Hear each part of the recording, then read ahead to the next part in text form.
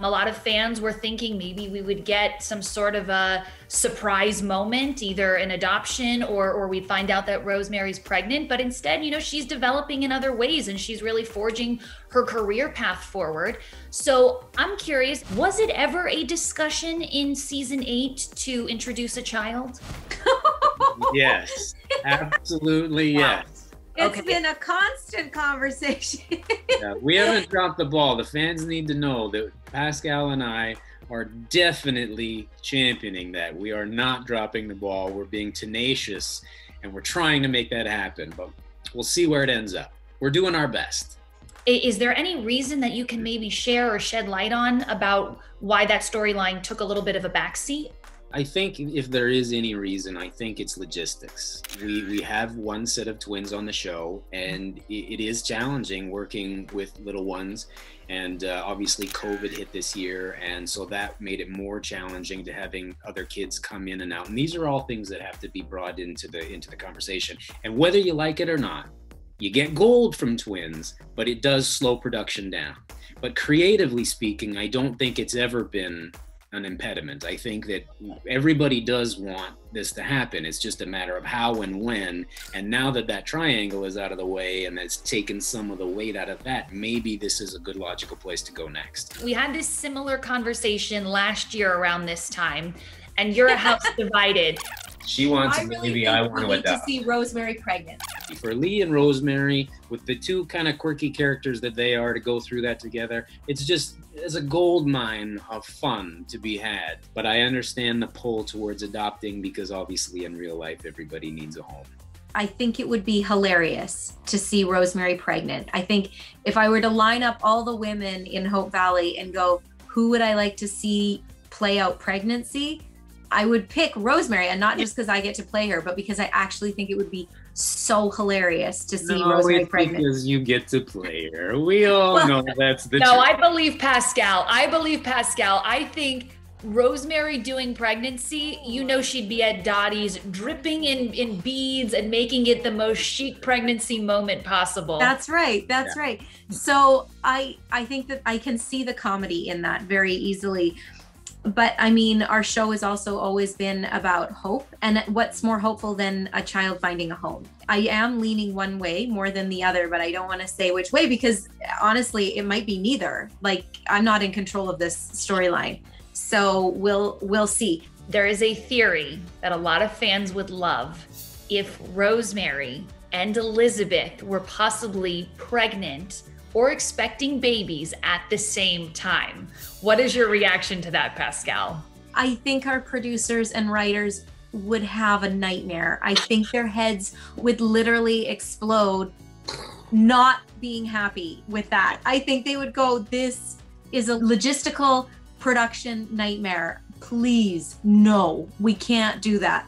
I think it's the logistics of now suddenly we've got 3 sets of twins that we're trying to schedule around their naps. We're trying to schedule around their temper tantrums. Well, we schedule around your temper tantrums.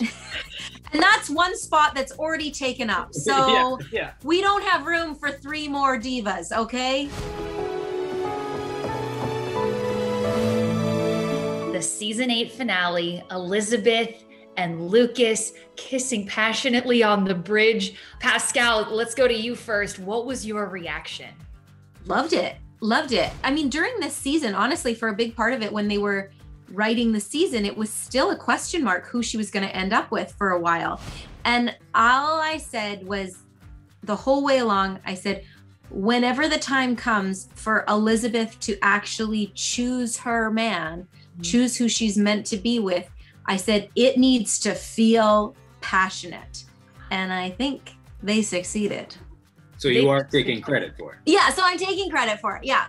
Fair enough. I was like, it needs to feel like cathartic, like this huge, overwhelming, like overflow of emotion. Kavan, the resolution to this big love triangle, what was your reaction? Phew. About time. About time. I think that moment on the bridge that you're talking about is a great way to start it because it's like a Notebook kind of moment. Like, big time passion, big rain, big wet kissing, hair, all that stuff. It's a great place to start the new journey and how we move forward from there for that love triangle. Thank you for waiting for me.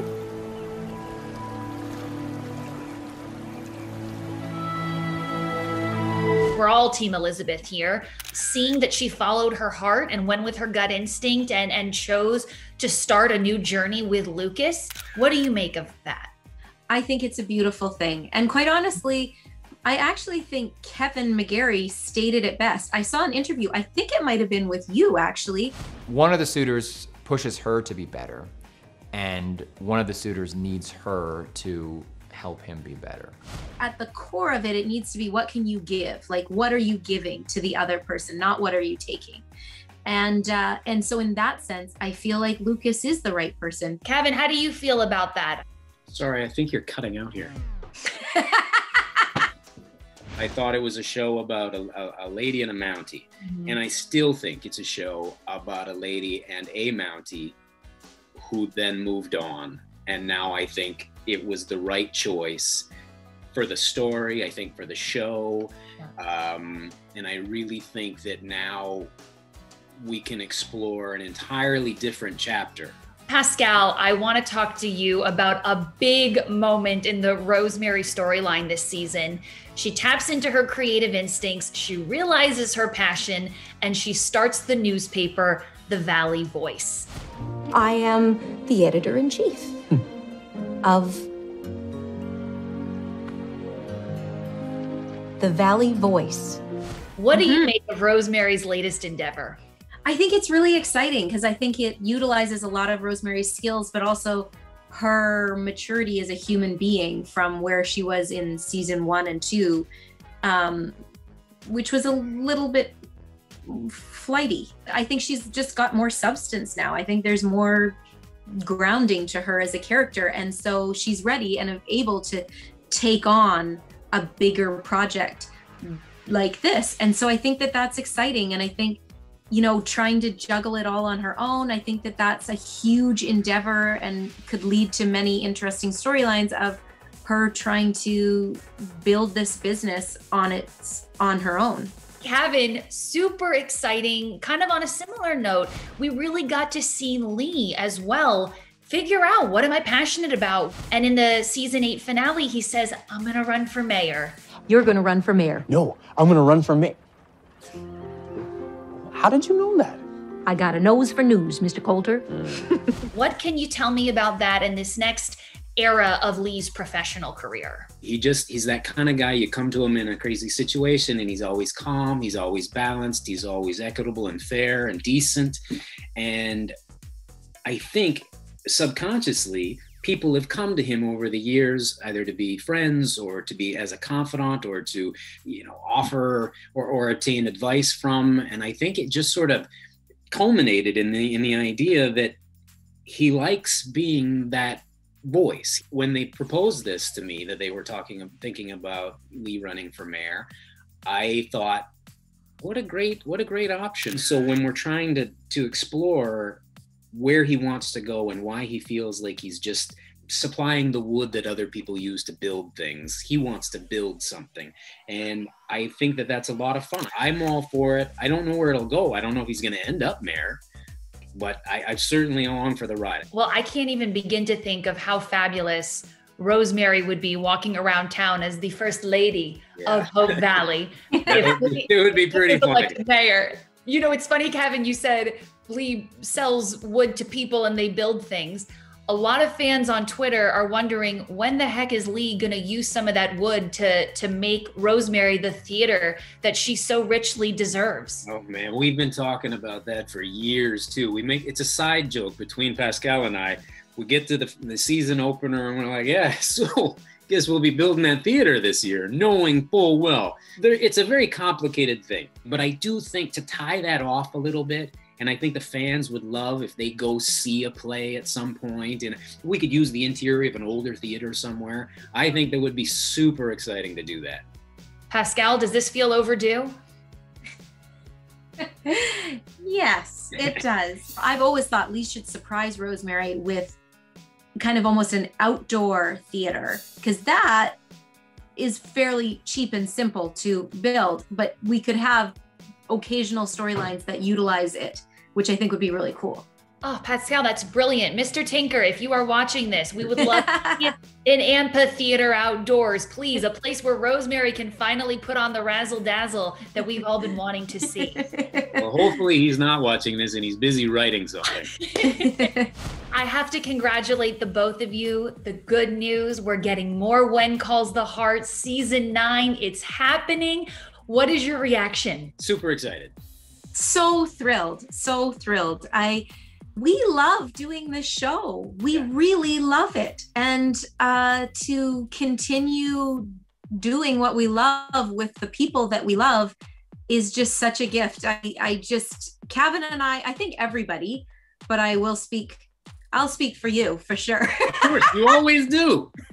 This is something unique and so special. And the two of us do not take that for granted. We always throw a hypothetical out, and we're always at the beginning of the season. It's like, okay, how long would you stay around? If it kept going, how long would you stick around? And we're both, every time, it's as long as it goes, as long as it goes. But I don't think I've ever come across fans like the ones for our show, the Hardys in particular, because without them, there is no show. This doesn't work. So every time they say, yes, we're going to do another season, I feel lucky. Like, I just feel lucky. That is so nice to hear. And, when we spoke, the three of us last year around this time, I like to think that conversation might have had a little something to do with the fact that you got extra episodes in season 8.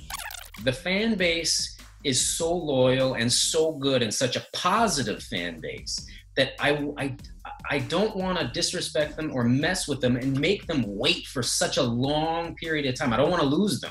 I really think that there's some discussion to be had here on this one. You did it. It really is a testament to you guys, and coupled with the magic of the Hardys, and I truly just cannot wait to see what you guys continue to deliver. So with that, I'm curious, what does season 9 of When Calls the Heart look like for the Coulters? I hope there's a family. I want to see the Coulters as at least a threesome. Okay. Whoa.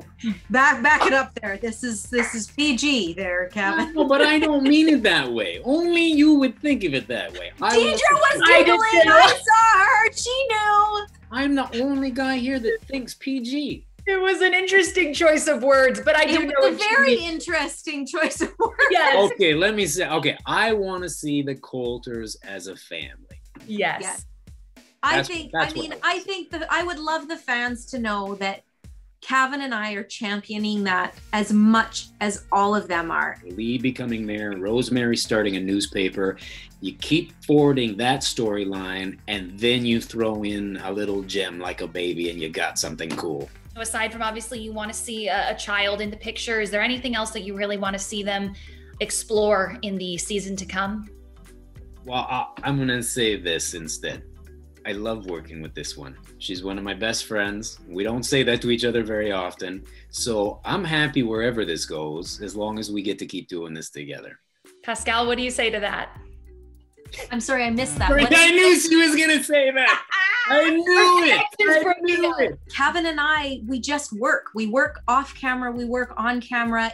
We've got such a shorthand, and you can't plan for that. That chemistry, that it's intangible, and it just works. And that's just such a deep-rooted trust in our relationship. And it's magic. It's magic.